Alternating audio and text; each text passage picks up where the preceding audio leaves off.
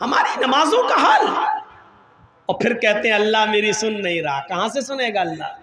یہاں تھوڑا سا لمبا سجدہ ہو جائے تو مقتدی کھانستے ہیں. کہیں امام سو تو نہیں گیا؟ یا تھوڑا سا لمبا سجدہ ہو جائے تو بڈھے کھانسنے لگتے ہیں پیچھے. مطلب یہ دکھانے کے لیے سوچتے کہیں امام صاحب سجدے میں سو تو نہیں گئے، ہم پڑے رہے سجدے میں. اللہ کے رسول صلی اللہ علیہ وسلم جب رکوع سے سر اٹھاتے تھے، سمع اللہ لمن حمدہ کہتے تھے، تو سجدے میں اتنی دیر میں جاتے تھے کہ مجھے یہ لگتا تھا کہ اللہ کے رسول سجدہ کرنا بھول تو نہیں گئے. اب سوچئے کتنی دیر کھڑے رہتے ہوں گے. سمع اللہ لمن حمدہ، اب کھڑے ہیں. ربنا ولک الحمد حمدا کثیرا طیبا مبارکا فی. اور بھی جو دعائیں آپ پڑھنا چاہتے تھے پڑھتے تھے، اور اس کے بعد میں سجدے میں جایا کرتے تھے. حضرت صحابہ کرام کہتے ہیں کہ جب اللہ کے نبی رکوع سے اٹھتے تھے تو ایسا سجدے میں جانے سے پہلے اتنی دیر کھڑے رہتے تھے کہ ہمیں ڈر لگتا تھا کہیں بھول تو نہیں گئے سجدہ کرنا، کہیں بھول تو نہیں گئے. اور جب سجدے میں جاتے تھے تو اتنی دیر میں اٹھتے تھے کہ مجھے ڈر لگتا تھا کہیں سجدے میں انتقال تو نہیں ہو گیا. اللہ کے رسول کہیں سجدے میں انتقال تو نہیں کر گئے. جو میں سر بسجدہ ہوا زمین پر، جو میں سر بسجدہ ہوا زمین پر، تو آسماں سے آنے لگی یہ ندا، تیرا دل تو ہے صنم آشنا، تجھے کیا ملے گا نماز میں. آج ہماری نمازیں ایسی ہیں، 4 منٹ میں 4 رکعتیں پڑھ لیتے ہیں. اللہ اکبر اللہ اکبر، سمع اللہ لمن حمدہ، السلام علیکم ورحمۃ اللہ، السلام علیکم ورحمۃ اللہ، ہو گئی. بہت بڑا احسان کر دیا اللہ تعالیٰ. ارے کم سے کم نماز تو اچھی پڑھی ہے. بندہ جب نماز میں ہوتا تو اللہ سے ہم کلام ہوتا ہے، گفتگو کرتا ہے. اب نماز پڑھیے تو کیسے پڑھیے؟ اللہ اکبر، کھڑے ہیں آپ، اللہ اکبر، رکوع میں گئے، کمر اتنی سیدھی کر لیجئے بالکل کہ پانی کا بھرا ہوا پیالہ یا برتن آپ کی پیٹھ پر رکھا جائے تو گرے نہیں. تو آج ہماری نمازوں کا تو اللہ ہی رحم کرے، رکوع بھی صحیح سے ہو نہیں پاتا کہ اڑ کے فوراً سجدے میں گھس جاتے ہیں. جبکہ رکوع ایسا ہو کہ پیٹھ بالکل ایسی ہو جائے کہ اگر پانی کا بھرا ہوا برتن رکھا جائے تو گرے نہیں.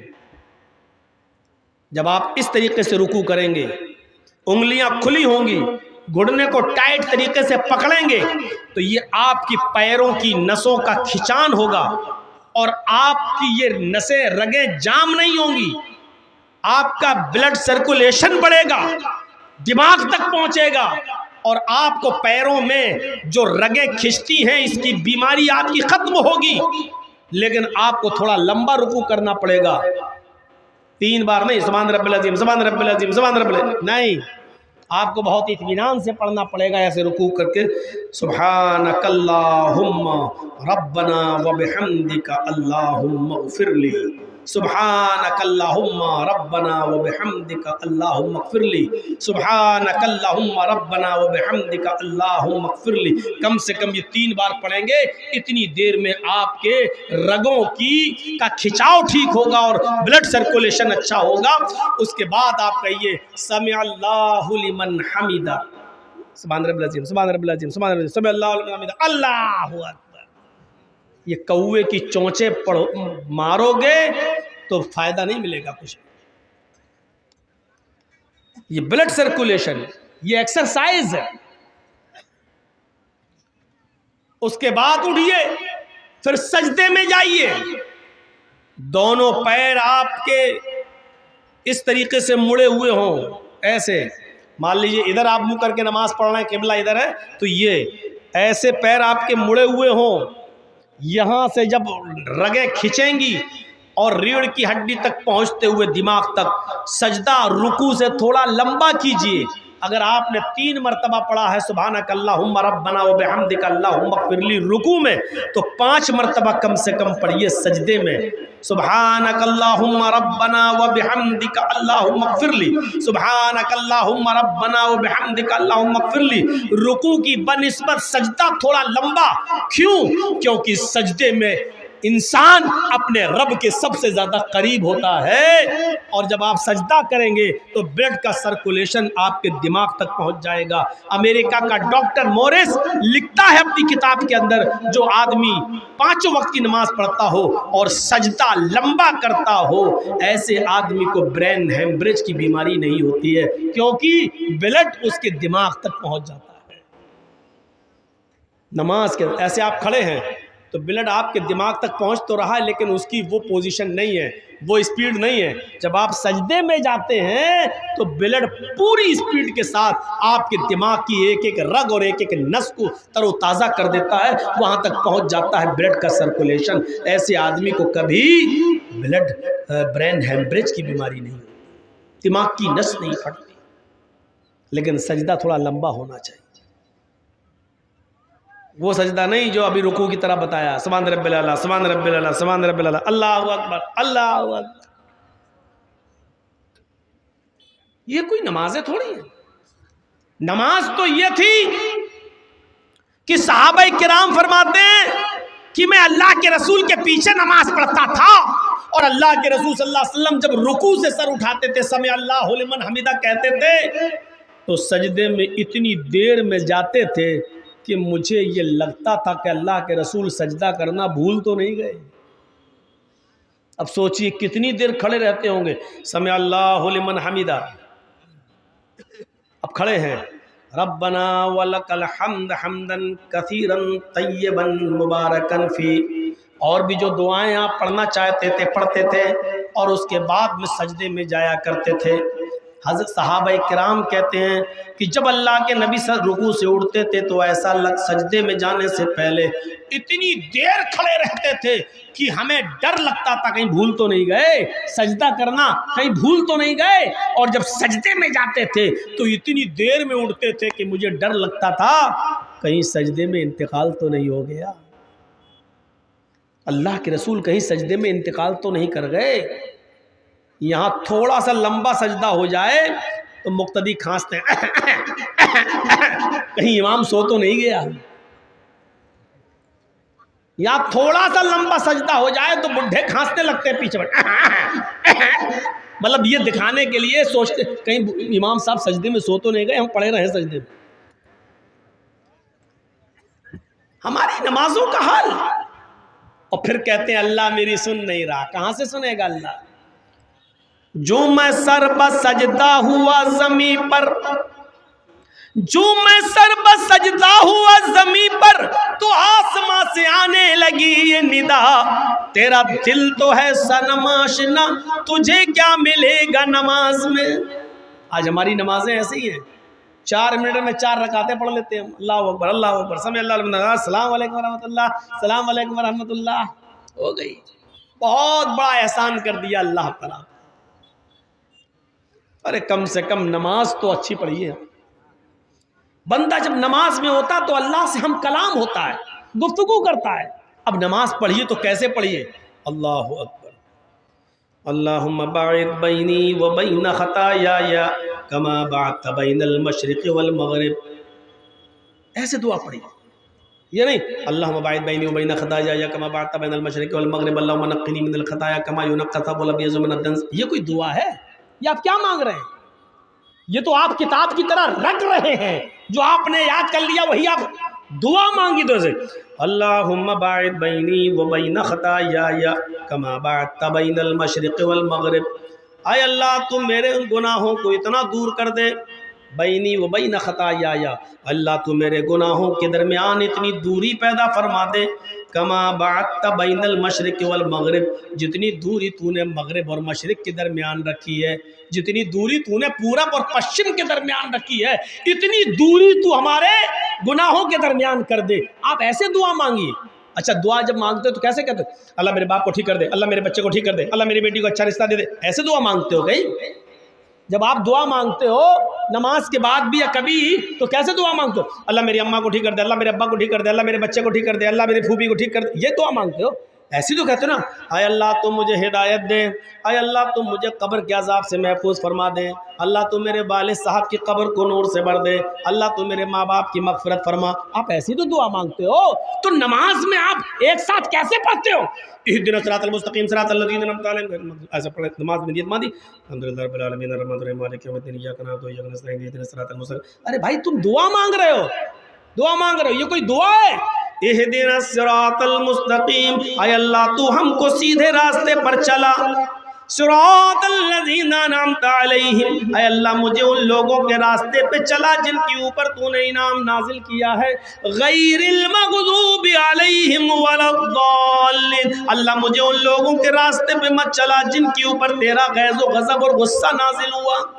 ایسی دعا مانگی جاتی ہے، اکیلے بھی پڑھ رہے ہیں تو ایسے ہی پڑھیے، اہدنا الصراط المستقیم صراط الذین انعمت علیہم غیر المغضوب علیہم ولا الضالین، ایسے پڑھیے، اکیلے بھی پڑھ رہے ہو تو۔ اور رکوع میں جائیے سبحان ربی العظیم نہیں، یہ تو سب سے چھوٹی سی دعا ہے، اور جو جس کو یاد نہ ہو تو یہ دعا پڑھ لے، لیکن رکوع میں بھی مانگی اللہ سے۔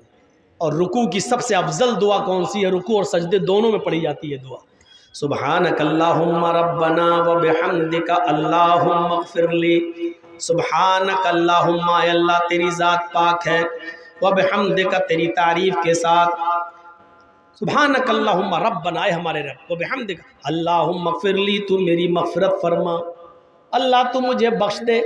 ایسے دعا، یہ کوئی دعا ہے؟ سبحانک اللہم ربنا وبحمدک اللہم اغفر لی، سبحانک اللہم ربنا وبحمدک اللہم اغفر لی، سبحانک اللہم ربنا وبحمدک اللہم اغفر لی۔ یہ آپ ایسے دعا مانگ رہے ہیں، یہ دعا مانگنے کا طریقہ نہیں ہے۔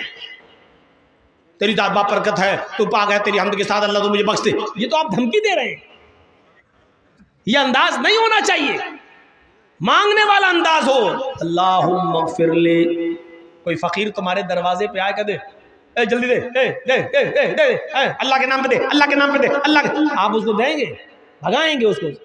وہی فقیر، بھائی میرا بیٹا بہت بیمار ہے، اس کو کینسر کی بیماری ہو چکی ہے، بھائی صاحب کچھ مدد کیجیے، صاحب میرے بچے کی طرف دیکھیے، اللہ تعالیٰ تمہیں بہت کچھ دے گا۔ جب وہ عاجزی کے ساتھ مانگے گا تو آپ کا دل پسیجے گا اور آپ دیں گے۔ اللہ رب العالمین کو اچھا لگتا ہے جب کوئی بندہ اس سے مانگتا ہے، جب کوئی بندہ اس کو پکارتا ہے۔ جرجی صاحب مسجد میں جا رہے ہیں، نماز پڑھ لیے، دعا مانگ رہے ہیں، اللہ کو معلوم ہے کہ جرجیز کیا مانگے گا، اللہ کو تو جانتا ہی ہے، وہ تو عالم الغیب ہے ہی، اس کو تو معلوم ہی ہے کہ میں کیا مانگنے جا رہا ہوں، لیکن اس کے باوجود وہ کہتا مانگو۔ کیوں؟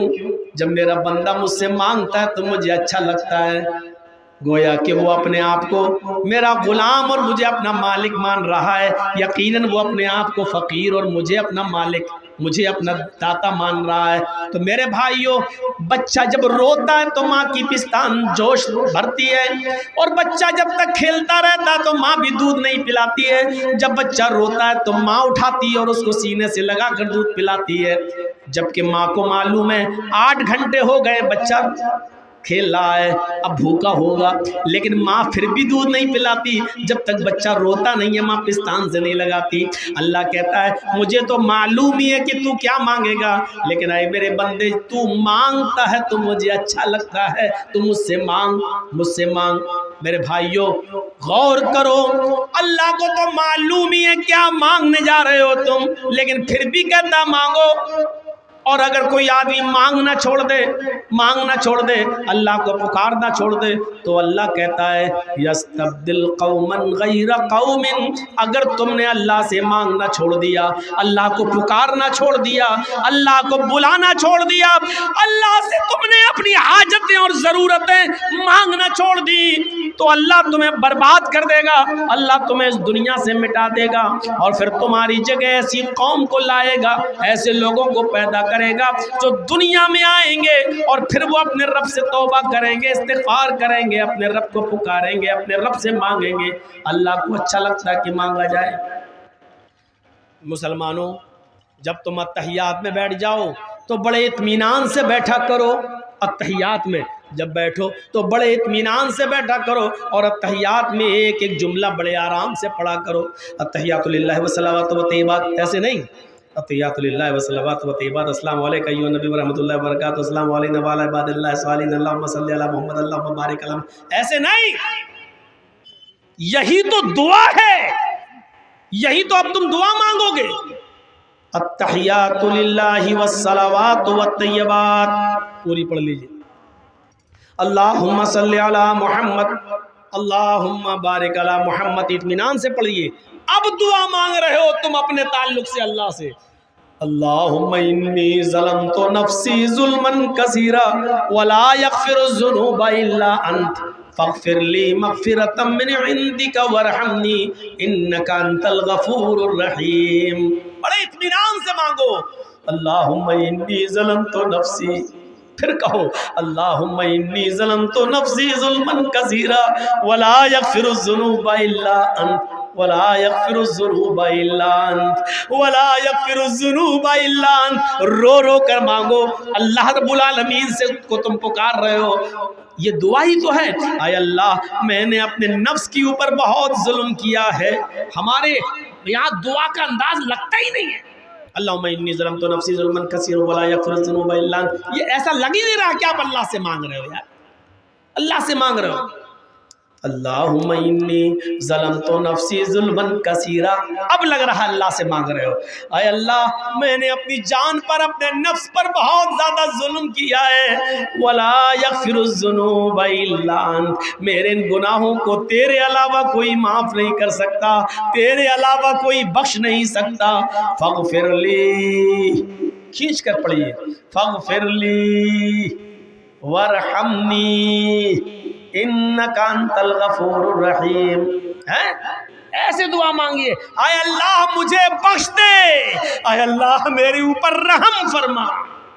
वला यग़फ़िरुज़्ज़ुनूबा इल्ला अंत फ़ग़फ़िर ली मग़फ़िरतम मिन इंदिक। आय अल्लाह मुझे अपने पास से बख्श दे, अपने रहमो करम से बख्श दे। आय अल्लाह मेरी इबादतें इस लायक नहीं जो मुझे बख्शवा सकें, मेरी नमाजें और मेरे रोज़े इस लायक नहीं जो मुझे बख्शवा सकें। इन्नका अंतल गफूरुर रहीम, तू बहुत ज़्यादा बख्शने वाला और बहुत ज़्यादा रहम करने वाला है। तू नहीं बख्शेगा तो कौन बख्शेगा, तू नहीं बख्शेगा तो हम कहाँ जाएंगे मग़फ़िरत और रहमत का सवाल करने के लिए। ये दुआ मांगी और इस तरीके से दुआ मांगी, और हो सके तो इसके साथ ये दुआ भी पढ़ लिया करिए नमाज में। अल्लाहुम्मा इन्नी अऊज़ु बिका मिन अज़ाबिल क़ब्र व अऊज़ु बिका मिन फ़ितनतिल मसीहिद दज्जाल व अऊज़ु बिका मिन फ़ितनतिल महया वल ममात। अल्लाहुम्मा इन्नी अऊज़ु बिका मिनल मासमी वल मग़रम। अल्लाह के रसूल हर फ़र्ज़ नमाज के बाद, हर फ़र्ज़ नमाज में इस दुआ को, आपने जब भी नमाज पढ़ी तो इस दुआ को ज़रूर पढ़ा और अज़ाब क़ब्र से पनाह मांगी। अल्लाहुम्मा इन्नी अऊज़ु बिका मिन अज़ाबिल क़ब्र, आय अल्लाह मैं तुझसे पनाह चाहता हूँ कब्र के अज़ाब से। आय अल्लाह मैं तेरी पनाह चाहता हूँ कब्र के अज़ाब से, क्योंकि हर इंसान का मस्कन वही है। हम और आप धीरे धीरे जहाँ गुजर रहे हैं कब्र के करीब होते जा रहे हैं। अब कोई 10 साल अपनी कब्र के करीब है, कोई 5 साल, कोई 1 साल, कोई 2 साल। अगली साल जर्जी साहब की ज़िंदगी रही तो मोहब्बतपुर में प्रोग्राम होगा, लेकिन आप लोगों में से बहुत से लोग इस दुनिया में नहीं होंगे, वो अपनी कब्र में जा चुके होंगे। और अगर जर्जी साहब को अल्लाह ने 5 साल की ज़िंदगी दे दी और 5 साल के बाद मोहब्बतपुर में प्रोग्राम हुआ तो 5 साल के बाद न जाने कितने लोग इस दुनिया में होंगे और कितनी लोग अपने कब्र में पहुँच चुके होंगे। वो कब्र का दर्दनाक मंजर जिससे अल्लाह के नबी हर नमाज में पनाह मांगा करते थे, हर नमाज में पनाह मांगा करते थे।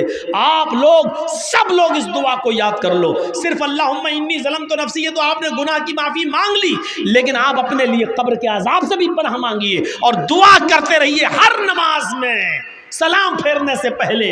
अल्लाहुम्मा इन्नी अऊज़ु बिका मिन अज़ाबिल क़ब्र व अऊज़ु बिका मिन फ़ितनतिल मसीहिद दज्जाल व अऊज़ु बिका मिन फ़ितनतिल महया वल ममात। अल्लाहुम्मा इन्नी अऊज़ु बिका मिनल मासमी वल मग़रम। ये दुआ पढ़कर अपने गुनाहों की माफ़ी हमें और आपको सबको मांगना चाहिए और अज़ाब क़ब्र से पनाह मांगना चाहिए, क्योंकि अज़ाब क़ब्र बरहक़ है। सोचिए, थोड़ी देर के लिए खेत में नजर ले जाइए, अंधेरा ही अंधेरा। अब थोड़ी देर के लिए कब्रिस्तान के बारे में सोचिए। आप नहीं है लेकिन आपके माँ बाप दफन हैं, آپ کے دادا پردادا دفن ہیں، اور یہ بھی ہم اور آپ جانتے ہیں کہ ہمیں اور آپ کو بھی اسی جگہ پر جانا۔ وہی 2 گج زمین کے ہم مالک ہیں، بس جس گھر میں ہم اور آپ رہتے ہیں اس کے مالک نہیں ہیں۔ ہمارے مرنے کے بعد یہ ہماری اولاد لے لے گی، پھر لڑے گی، جھگڑے گی، لیکن وہ 2 گز زمین ہم سے کوئی نہیں لے سکتا، وہی اسی کے ہم مالک ہیں۔ مرنے کے بعد بھی آپ اسی جگہ پہ جائیں گے۔ سوچئے، جس کے آپ مالک ہیں اس سے ہم بے خبر ہیں، جس کے ہم مالک ہیں اس سے ہم دور ہیں۔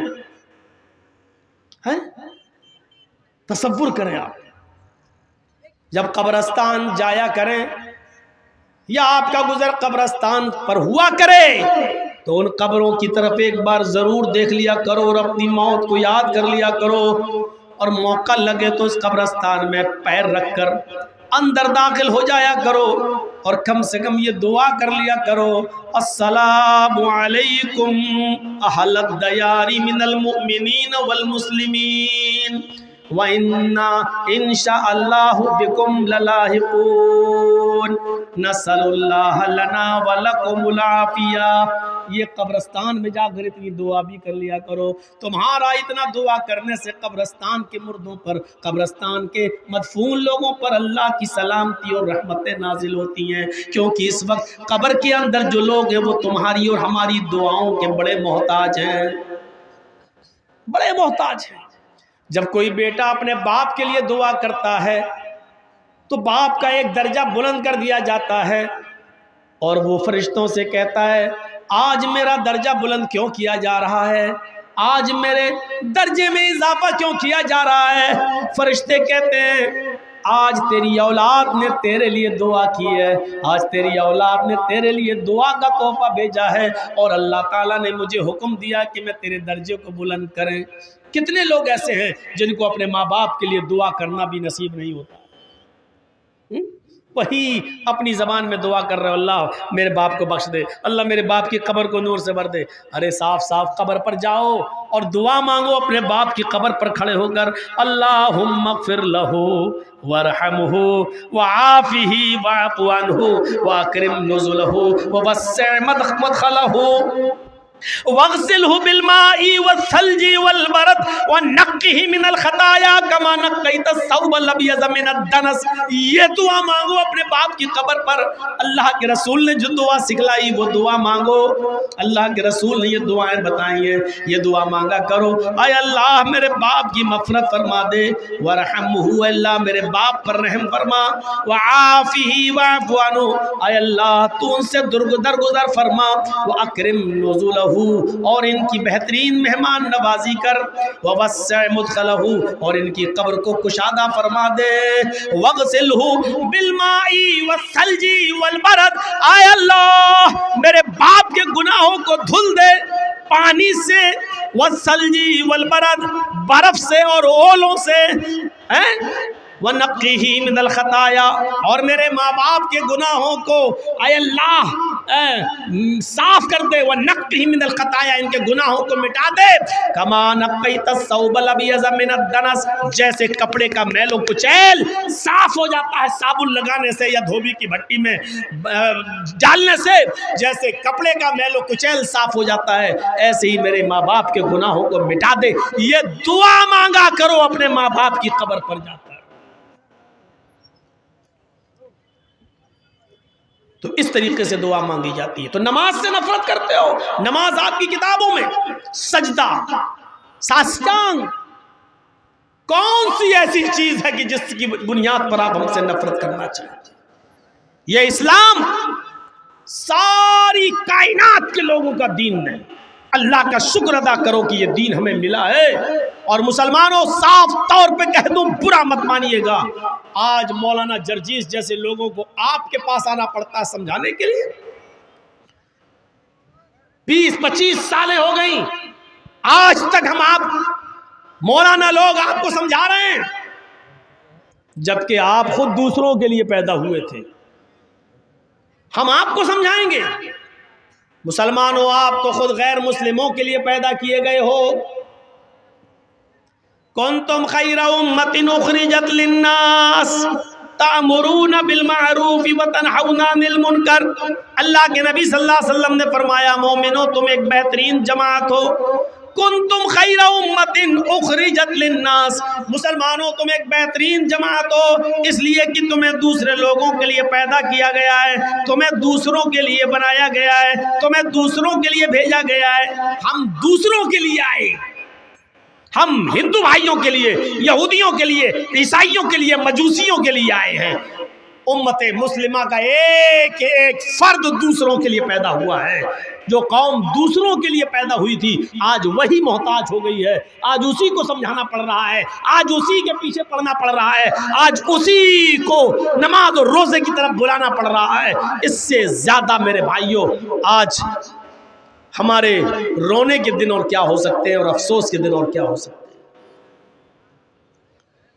اسلام جس کی خوبیوں کو دیکھ کر لوگ اسلام کی طرف دوڑتے تھے آج دور ہو رہے ہیں. ہمارے حالات دیکھ کر آج دور ہو رہے ہیں.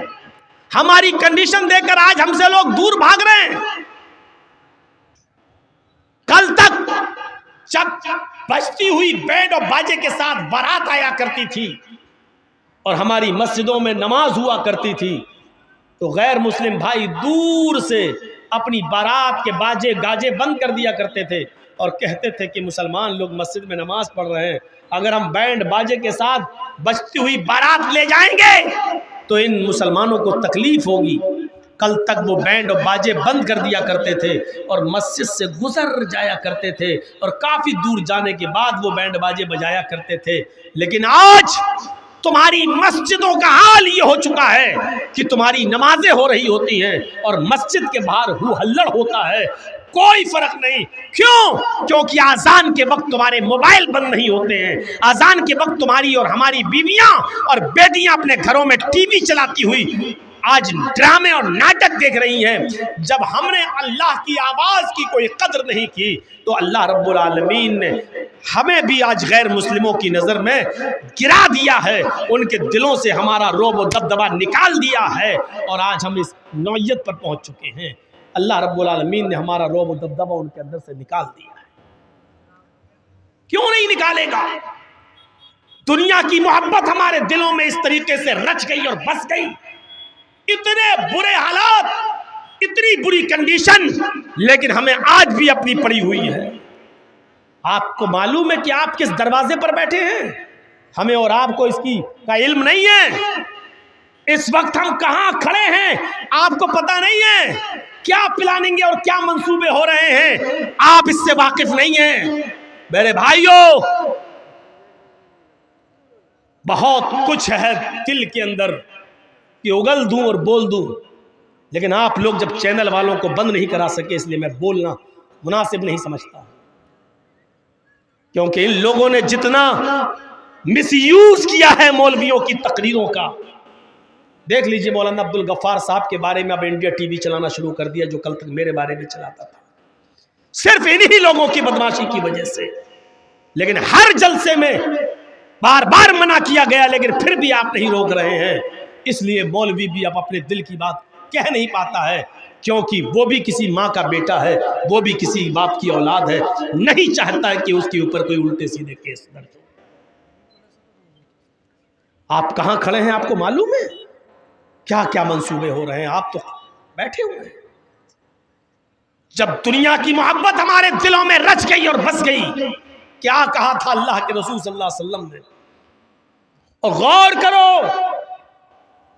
ہمارے زوال کی اور پستی کا سبب 1400 سال پہلے اللہ کے رسول نے بتایا تھا کہ یہ 2 چیزیں تمہیں ہلاک کر دیں گی اور دنیا کی دوسری قومیں تمہارے اوپر پل پڑیں گی. آج دیکھ لیجئے ہمارے بھائی ہمارے اوپر پل پڑے, کیوں پل پڑے ہیں؟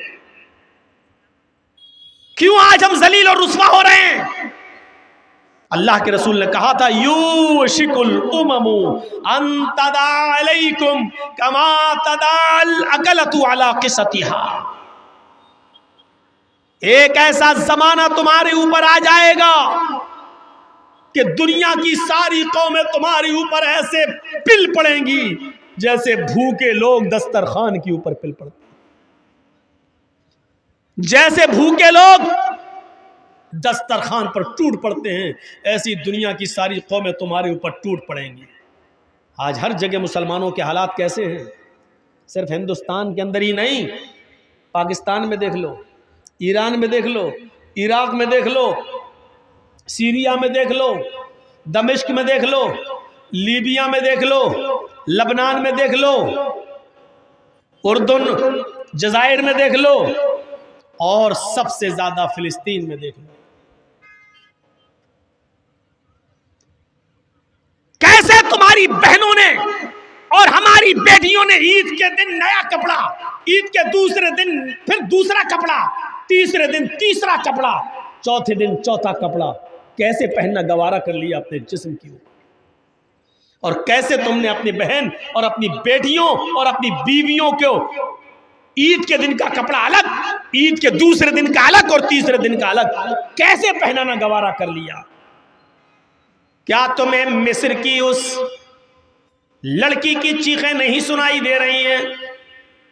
کیا تمہیں فلسطین کی اس بیٹی کی چیخیں نہیں سنائی دے رہی ہیں جس کی عمر ماتر 17-18 سال، جس کا گھر بلڈوز کر دیا گیا ہے، بموں سے اڑا دیا گیا ہے، جو جنگل میں کسی صحرا میں خیمے میں سو رہی ہے اور اپنے جسم کے اوپر نقاب اوڑے ہوئے ہے، عبایا پہنے، نقاب پہنے ہوئے، اور کسی میڈیا والے نے اس سے پوچھا کہ ایسی حالت میں بھی تم جب سونے کے لیے جا رہی ہو تو نقاب اوڑھ کر،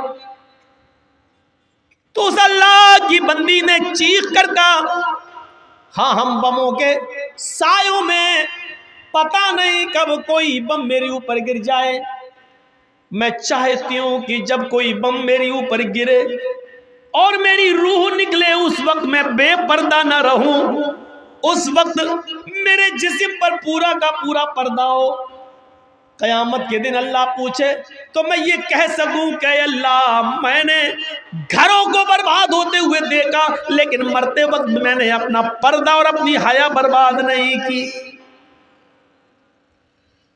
کیا تمہیں فلسطین کی ان لڑکیوں کی چیخیں نہیں سنائی دے رہی ہیں؟ کیا فلسطین کی ان بہنوں کی چیخیں تمہاری ماں اور بہنوں بیٹیوں کے کانوں میں نہیں جا رہی ہیں؟ کیسے تم نے عید پہ نئے کپڑے پہننا گوارا کر لیے؟ کیسے تم نے اپنی ماں بہن بیٹیوں کو ہر دن کا نیا سوٹ پہنانا گوارا کر لیا؟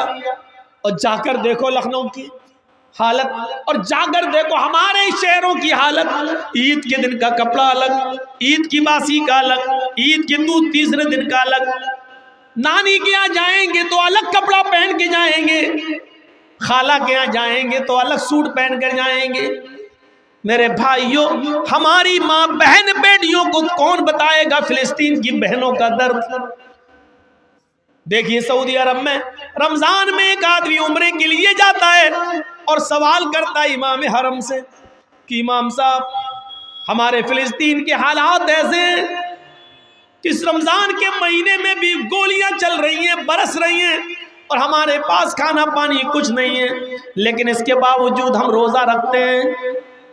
امام حرم نے کہا اللہ تمہارے روزوں کو قبول فرمائے۔ اس نے کہا مسئلہ یہ پوچھنا ہے کہ ہمارے پاس کھانے کو کچھ نہیں ہوتا ہے۔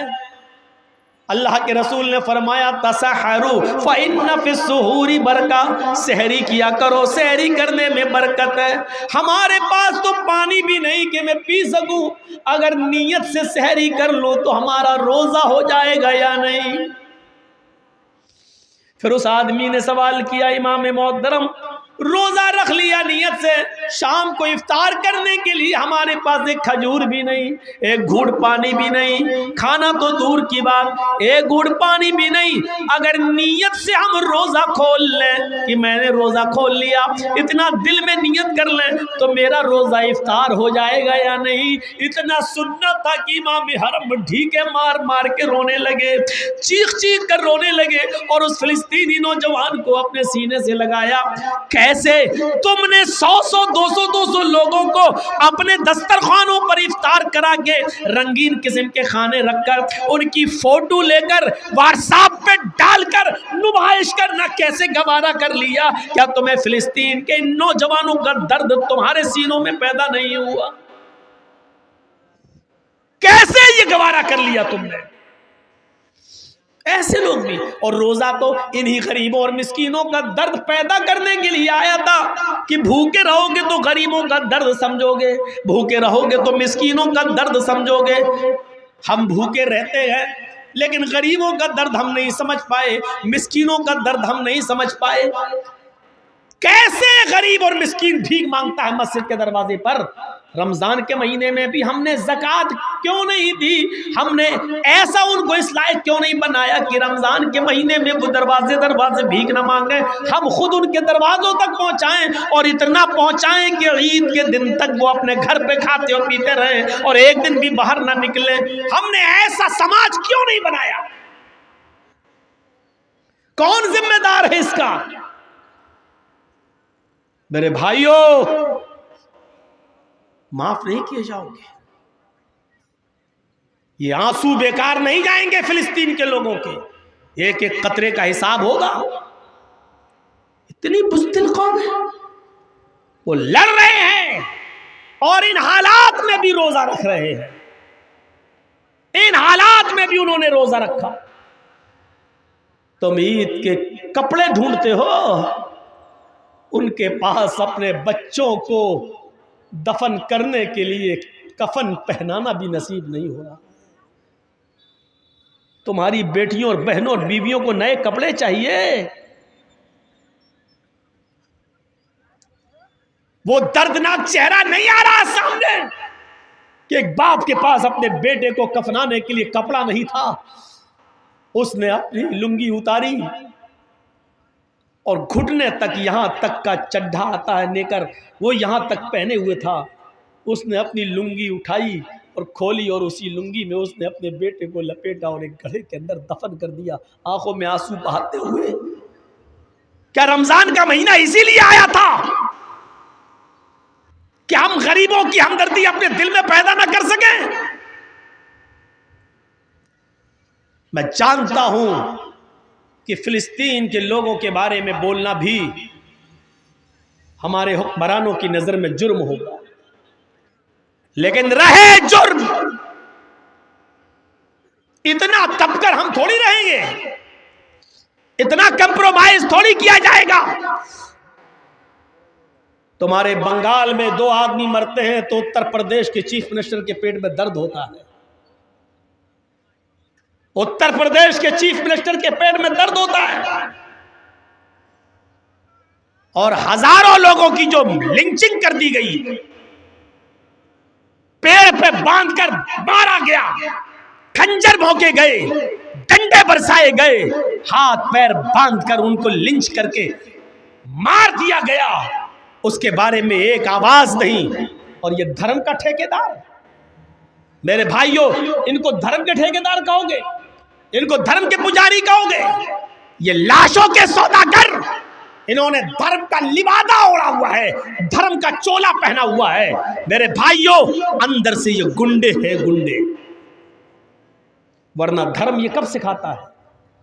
دھرم یہ کب سکھاتا ہے؟ اور دھرم تو یہ سکھاتا ہے, سیکھو.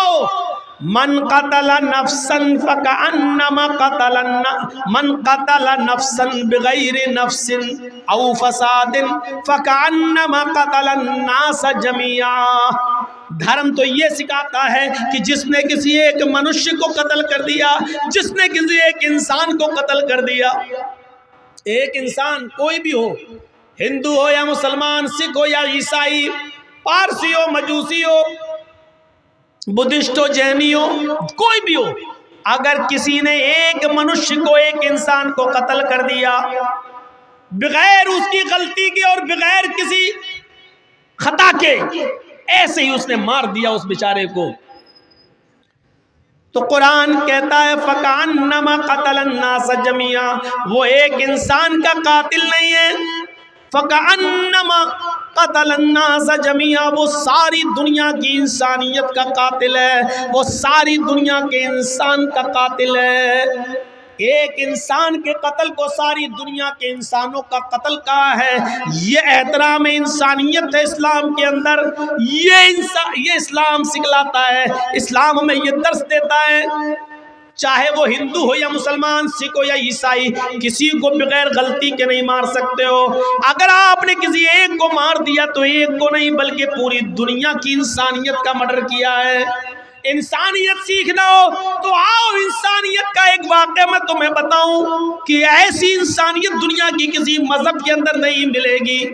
نبی اکرم جناب محمد رسول اللہ صلی اللہ علیہ وسلم کے زمانے میں ایک عورت آتی ہے، جنگلوں میں بکریاں چرا رہی تھی، اور وہیں پر کسی بکریاں چرانے والے چرواہے کے ساتھ اس کا معاشقہ ہو جاتا ہے، آنکھیں لڑتی ہیں، اور کسی پہاڑی کے کنارے جا کر جنگل ہی میں اس چرواہے میں بکریاں چرانے والے اور بکریاں چرانے والی اس عورت دونوں میں معاشقہ ہو جاتا ہے، اور پہاڑی کے کنارے جا کر ان دونوں سے زنا ہو جاتا ہے۔ وہ عورت اس کو اچھی طرح نہیں جانتی تھی کون ہے، بس جنگل میں آنکھیں لڑی اور دونوں کے جذبات بھڑکے، اور دونوں نے پہاڑی کے کنارے وادی میں ایک کھائی کے اندر زنا کر لیا۔ لیکن جب وہ عورت بکریاں چرا کر گھر آئی تو رات بھر سو نہ سکی، اس کو نیند نہیں آ رہی ہے، اس کی کروٹیں بدل رہی ہیں کہ اللہ یہ میں نے کیا کر ڈالا، اللہ یہ مجھ سے کون سا جرم ہو گیا۔ کچھ دن تک بولی نہیں، سوچتی رہی کہ میں کیا کروں، میں کیا کروں، میں کیا کروں۔ لیکن جب اس کا پیریڈ بند ہو گیا تو وہ سمجھ گئی کہ میرے پیٹ میں زنا کی پیداوار رہ گئی، یعنی پہاڑی کے کنارے جو مجھ سے زنا ہوا تھا اس چرواہے کا بچہ میرے پیٹ میں رہ گیا۔ جب 1 مہینہ 2 مہینہ اس کو پیریڈ نہیں ہوا اور اس کو وامٹنگ شروع ہوئی الٹی، تو وہ سمجھ گئی کہ میں حاملہ ہو گئی، میرے پیٹ میں بچہ ہے۔ لیکن اللہ کا خوف اس عورت کو کھایا جا رہا تھا، اللہ کا ڈر اس عورت کو کھایا جا رہا تھا۔ وہ عورت شکایت لے کر اپنی اللہ کے نبی صلی اللہ علیہ وسلم کے پاس آ گئی اور آ کر کہنے لگی، یا رسول اللہ مجھ سے بہت بڑی غلطی ہو گئی ہے۔ آپ نے پوچھا کیا ہوا؟ اس نے کہا انی قد اصبت الحد یا رسول اللہ، اے اللہ کے رسول میں حد کو پہنچ چکی ہوں۔ آپ نے کہا ایسا کون سا جرم کیا کہ تمہارے اوپر حد نافذ کی جائے؟ کہنے لگی انی حبلہ من الزنا، میں زنا سے حاملہ ہو چکی ہوں۔ آپ نے صحابہ سے کہا ذرا اس کے منہ کو سونگو تو کہیں شراب کے نشے میں تو نہیں بول رہی ہے؟ صحابہ نے کہا اللہ کے رسول شراب کے نشے میں نہیں بول رہی۔ پھر آپ نے اس سے وضاحت پوچھی کیا ریئل میں زنا ہوا ہے، حقیقت میں زنا ہوا ہے؟ تم زنا جانتی ہو کس کو کہتے ہیں؟ اس نے اقرار کیا ہاں۔ اللہ کے نبی نے کہا تمہیں اس کی سزا معلوم ہے کہ جی؟ کیا؟ کہا میں شادی شدہ ہوں، میرا شوہر کئی مہینے سے نہیں تھا، اس لیے جوانی کے جذبات میں بہہ کر مجھ سے یہ غلطی ہو گئی۔ مجھے معلوم ہے کہ شادی شدہ عورت کی سزا زنا کی اس عورت کو پتھروں سے مار مار کے ہلاک کرنا ہے۔ کہا اچھا جب تمہیں معلوم ہی ہے تو پھر سزا کے لیے تیار ہو جاؤ۔ اس نے کہا اللہ کے رسول میں تیار ہوں۔ فرمایا ٹھیک ہے، اے صحابیو جاؤ اس کو جنگل میں لے جاؤ، سینے کے برابر زمین میں گاڑو، عورت ہے، اور پتھروں سے اس کو سر پر اتنے مارو، پتھروں کو اتنا اس کے سر پر مارو کہ یہ عورت کی جان چلی جائے، نکل جائے، روح قبض سے عنصری سے پرواز کر جائے۔ صحابہ لے کے جانے لگے، اور جب جانے لگے اس کا ہاتھ پکڑا، کھینچا چل۔ جیسی وہ تھوڑی دور گئی صحابہ نے کہا جلدی چل۔ اس نے کہا اے نبی کے ساتھیوں میں جلدی نہیں چل سکتی، میرے پیٹ میں حمل ہے، میرے پیٹ میں بچہ ہے۔ او یہی زنا کی پیداوار ہے؟ کہنے لگی جی۔ صحابہ کرام اللہ کے نبی کے پاس دوبارہ اس عورت کو لے کر آئے، کہا اللہ کے نبی اس عورت کی داستان تو سنو، اس نے پوری بات نہیں بتائی۔ کہا کیا؟ کہا کہ جب میں نے اس سے کہا جلدی چلو تو یہ کہنے لگی کہ میں زیادہ جلدی نہیں چل سکتی، اس لیے کہ میرے پیٹ میں حمل ہے، میرے پیٹ میں بچہ ہے۔ اللہ کے نبی نے اس سے پوچھا کیا یہ صحیح بات ہے؟ کہنے لگی ہاں اے اللہ کے رسول، میرے پیٹ میں بچہ ہے، زنا کی پیداوار ہے، اسی آدمی نے جس نے زنا کیا ہے اسی کا حمل میرے پیٹ میں رہ گیا ہے۔ آپ نے کہا تو پھر غلطی تیری ہے، تجھے سزا ملنی چاہیے، تیرے پیٹ میں جو بچہ پل رہا ہے اس کو کیوں مارا جائے؟ اس کی کیا غلطی ہے بیچارے کی؟ انسانیت دیکھ رہے ہیں آپ، ایک ناجائز بچہ، لیکن اللہ کے رسول اس کو بھی مارنے کی اجازت نہیں دے رہے ہیں۔ جب تم مر جاؤ گی تو بچہ بھی مر جائے گا، نہیں، ابھی پیٹ میں تیرے بچہ ہے، اس بچے کو تیرے پیٹ میں نہیں مارا جائے گا، جا جب بچہ پیدا ہو جائے تب آنا۔ کہنے لگی اللہ کے رسول ابھی تو 7 مہینے لگ جائیں گے۔ کہا 7 مہینے کے بعد آنا، ابھی تجھے ماروں گا تو بچہ بھی مر جائے گا۔ چھوڑ دیا اس کو، جیل میں نہیں رکھا کہ بھاگ جائے گی۔ کیوں؟ جس کو اللہ کا ڈر ہے وہ کہاں جائے گی؟ میری عدالت سے بھاگ جائے گی، کل قیامت کے دن اللہ کی عدالت میں تو سزا پائے گی، میرا کیا بگاڑے گی؟ اس کو بھی کیسی تربیت تھی اللہ کے رسول کی، وہ عورت بھی کہیں نہیں بھاگی، وہی رہی، اپنے گھر پہ کھاتی رہی، پیتی رہی، نماز پڑھتی رہی، توبہ کرتی رہی، گڑگڑاتی رہی، اور 7 مہینے اور رہنے کے بعد جب 9 مہینے پورے ہو گئے اور جب بچہ پیدا ہوا تب وہ بچے کو لے کر جب چلنے پھرنے لگی تو آئی اور کہا اللہ کے رسول یہ بچہ۔ آپ نے کہا او بچہ پیدا ہو گیا؟ کہاں؟ صحابہ جاؤ اب اس کو لے جاؤ اور اس کو سنسار کر دو۔ بچہ رونے لگا، اس نے کہا اللہ کے رسول اس بچے کو آخری بار دودھ پلا دیتی ہوں۔ آپ نے دے دیا۔ اس عورت نے اس بچے کو اپنی پستان سے لگایا، منہ پھیرا، منہ گھمایا، جیسے ٹرینوں میں اور بسوں میں جو عورتیں اپنے بچوں کو دودھ پلاتی ہیں ایک طرف منہ گھما لیتی ہیں اور اپنے بچوں کو پستان سے لگا لیتی ہیں، اس عورت نے بھی چہرہ گھمایا اور دوسری طرف منہ کر کے اپنے بچے کو پستان سے لگایا۔ بچے نے دودھ پیا، اتنا پیا کہ دودھ اس کے ہونٹوں پر، دودھ اس کے منہ پر آ گیا اور ہنسنے لگا۔ اللہ کے رسول کو اس نے وہ بچہ دے دیا۔ نبی اکرم اس بچے کو اپنی گود میں لیتے ہیں، ناجائز بچہ، اس بچے کا اصلی باپ کا پتہ نہیں، لیکن اللہ کے رسول لے رہے ہیں گود میں۔ کیوں؟ کیونکہ اس بچے کا کیا قصور ہے، اس کی کیا غلطی ہے؟ اس بچے کو اپنی گود میں لیا، اس کے ہونٹوں پر ماں کا لگا ہوا دودھ دیکھا، یہ عورت جا رہی ہے سزا بھگتنے کے لیے۔ اللہ کے رسول آواز دے رہے ہیں بی بی ادھر آؤ۔ اس نے چہرہ گھمایا، یا رسول اللہ اب کیا ہوا؟ فرمایا اس بچے کی غذا بھی تیری پستان میں موجود ہے، محمد کسی بچے کا حق نہیں مار سکتا، یہ بچہ بھی تیرے دودھ کا محتاج ہے، اس بچے کو پکڑ، دودھ پلا، اور جب تک یہ بچہ روٹی نہ کھانے لگے تب تک تجھے سزا نہیں۔ کہنے لگی اللہ کے رسول اگر بیچ میں مر گئی تو جہنم میں جاؤں گی۔ کہا نہیں، تیری نیت تو اچھی ہے، اللہ نیت کے مطابق جزا و سزا دیتا ہے، جا جب دودھ روٹی کھانے لگے اور دودھ چھوڑ دے تب آنا۔ بچے کو اس نے دودھ پلایا اور جب بچہ روٹی کھانے لگا، روٹی دانتوں سے توڑنے لگا، تب وہ لے کر آئی، اے اللہ کے رسول دیکھیے بچہ روٹی کھا رہا ہے۔ جب آپ نے دیکھا کہ بچہ اب روٹی کھانے لگا ہے تب اس عورت کے اس بچے کو اپنی گود میں لے لیا اور ایک صحابی کے حوالے کر دیا، اس بچے کی پرورش تم کرو، اس بچے کو تم پالو۔ اور اس عورت سے کہنے لگے کہ اے عورت، اب محمد الرسول اللہ کی عدالت میں تجھے اور زیادہ مہلت دینے کی کوئی گنجائش نہیں ہے، جتنی گنجائش میں دے سکتا تھا اتنی دے دی، جتنی مہلت میرے ہاتھ میں تھی وہ میں دے چکا ہوں، اب شریعت محمدی میں تیرے لیے کوئی مہلت باقی نہیں ہے۔ اے میرے صحابیوں اب اس عورت کو لے جاؤ اور اس کو جا کر سنسار کر دو، پتھروں سے مار مار کے ہلاک کر دو۔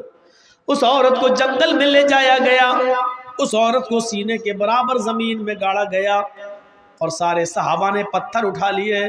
پہلا پتھر خالد ابن ولید نے اس عورت کے سر پہ مارا، اس کا سر پہلے ہی پتھر میں پھٹ گیا، اس کے خون کا فوارہ نکلا اور خون کی چھینٹیں خالد ابن ولید کے کپڑوں پہ آئیں۔ خالد ابن ولید نے دیکھا کہ اس کے خون نے میرے کپڑے خراب کر دیے تو اس کو گالی دے دی، کم بخت تیرا ستیہ ناش جائے، ملعون زانیہ بدچلن، تیرے خون نے میرے کپڑے ناپاک کر دیے ہیں، تیرے خون نے میرے کپڑے گندے کر دیے ہیں۔ یہ الفاظ صحابہ نے سن لیے اور اللہ کے رسول کو بتائے۔ عورت تو اس دنیا سے چلی گئی، عورت تو اس دنیا سے رخصت ہو گئی، پتھر کھا کھا کر اس نے تو اپنی جان دے دی، لیکن اللہ کے رسول صلی اللہ علیہ وسلم کو اتنا برا لگا کہ خالد ابن ولید نے یہ جملے کیوں بولے؟ وہ تو بیچاری مجبور تھی، وہ تو ہاتھ اس کے گڑے ہوئے تھے، سینے تک زمین میں گاڑ دی گئی، پتھر خالد نے مارا، اس کا سر پھٹا، اب خون کے چھینٹے نکلے کپڑوں پہ آئے تو اس عورت کا کیا قصور تھا بیچاری کا؟ وہ تو زمین میں گڑی ہوئی تھی، اس کا کیا قصور تھا؟ خالد ابن ولید سے بات کرنا بند کر دیا۔ خالد ابن ولید نے تیسرے دن کہا فداک ابی و امی یا رسول اللہ، اے اللہ کے رسول آپ مجھ سے بات نہیں کریں گے اور میں مر گیا تو جہنم میں جاؤں گا، میرے ماں باپ آپ پر قربان، آپ ہماری غلطی تو بتائیے، اب ہم سے ناراض کیوں ہیں؟ اللہ کے نبی نے فرمایا خالد تم نے اس عورت کو جو گالی دی اس سے محمد کو بہت تکلیف ہوئی ہے۔ کہا اللہ کے نبی میں نے جب پتھر مارا تو اس کے خون کا چھینٹا نکلا، اس نے میرے کپڑے خراب کر دیے، وہ بدچلن عورت تھی۔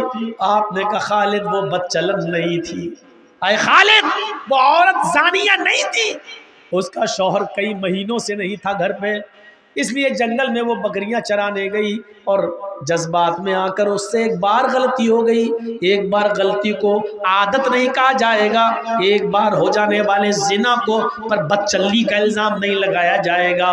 وہ بدچلن نہیں تھی، جذبات کو کنٹرول نہیں کر سکی اور زنا کر بیٹھی، لیکن اے خالد اس عورت نے ایسی توبہ کی ہے، ایسی توبہ کی ہے، ایسی توبہ کی ہے، یعنی اپنے آپ کو پتھروں سے مروا کر پتھر کھا کھا کر مر گئی اور جان دے دی۔ اس نے ایسی سچی توبہ کی ہے، اے خالد اگر اس ایک عورت کی توبہ کو اس مدینے کے 70 گناہگاروں پر ڈال دیا جائے، 70 جہنمیوں پر بھی ڈال دیا جائے تو ایک عورت کی توبہ سے ان 70 کے 70 جہنمیوں کی بخشش ہو جائے، اس ایک عورت کی توبہ سے 70 کے 70 جہنمی بھی جنت میں چلے جائیں، اتنی سچی توبہ کی ہے اس عورت۔ تم اس کو بدچلن کہتے ہو؟ یہ پورا واقعہ بتانے کا مقصد یہ ہے کہ یہ ہے اسلام جس نے ایک معصوم اور ایک ناجائز اور ایک ایسے بچے کو بھی مرنے نہیں دیا جو بچہ اپنی ماں کے پیٹ میں پل رہا تھا اور جس کے باپ کا پتہ نہیں۔ اسلام اس کا نام ہے جو کسی ایک معصوم بچے کی بھی جان چاہے وہ ناجائز ہی کیوں نہ ہو، اگر کوئی عورت آج بھی اگر زنا سے حاملہ ہو گئی ہو، پریگننٹ ہو گئی ہو، تو آج بھی اسلام اس عورت کو سزا نہیں دے سکتا۔ اگر اسلامی حکومت آ جائے تو آج بھی آپ اس کو سزا نہیں دے سکتے جب تک کہ وہ بچہ اپنے ماں کے پیٹ سے پیدا نہ ہو جائے۔ اسلام انسانیت کا اتنا احترام کرتا ہے کہ ایک معصوم اور بے گناہ بچے کی جان لینے کو بھی جائز قرار نہیں دیتا۔ سیکھیں یہ بڑے بڑے حکمراں، یہ ہے اسلام، یہ بتاتا ہے اسلام، اور یہ ہے اسلام کی انسانیت۔ اللہ کا شکر ہے کہ ہمیں اسلام ملا، اللہ کا شکر ہے کہ ہم اسلام کے پیروکار، اللہ کا شکر ہے کہ ہم اسلام کو فالو کرتے ہیں۔ تو میرے بھائیوں 12:30 سے 2 بج گیا ہے، 1.5 گھنٹے کی تقریر کافی۔ اسلام کا پیغام لے کر یہاں سے اٹھیے اور میسیج دیجئے اور غیروں تک یہ پیغام پہنچائیے کہ اسلام تمہارا بھی دین ہے، یہ اسلام کرشن جی اور رام چندر جی کا بھی دین ہے، یہ اسلام آدم سے لے کر محمد رسول اللہ تک سارے نبیوں کا پیغام اور دین ایک ہی تھا، لہٰذا یہی دین سب کا دین ہے۔ لہٰذا یہ جب تک میسیج ہم نہیں دیں گے تب تک ہم اسی طرح پڑتے رہیں گے اور مار کھاتے رہیں گے اور اسی طریقے پر سے ہمارے اوپر ظلم ہوتا رہے گا۔ ہم اللہ سے دعا کرتے ہیں کہ الہ العالمین ہماری خطاؤں کو معاف فرما دے اور گناہوں کو بخش دے اور ہمیں اسلام پر مکمل طور پر چلنے والا بنا دے۔ آئے اللہ جب تک تو ہمیں زندہ رکھ، اسلام پہ زندہ رکھنا، اور جب ہمارا خاتمہ ہو تو ایمان پر ہمارا خاتمہ فرمانا۔ وما علینا الا البلاغ المبین وآخر دعوانا ان الحمد للہ رب العالمین۔ السلام علیکم ورحمۃ اللہ وبرکاتہ۔ جو لوگ مسجد کا تعاون کر